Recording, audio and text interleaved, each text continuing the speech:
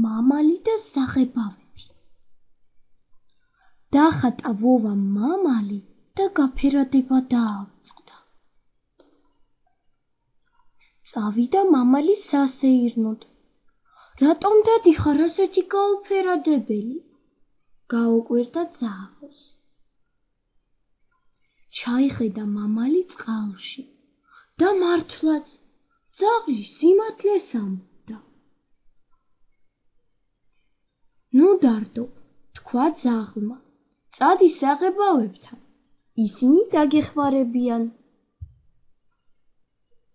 მივიდა მამალი საღებავებთან და სთხოვს. საღებავებო, საღებავებო, დამეხმარეთ. კარგი, თქვა წითელმა საღებავმა და შეუღება ბიბილო და ყელი. ლურჯმა საღებავმა კუდის ბუმბული შეუღება. მწვანემ ფრთები. ყვითელმა მკერდი. ახლა კი ნამდვილი მამალი ხარ, თქვა ძაღლმა. აი ჩვენი ზღაპრის დასასრულიც.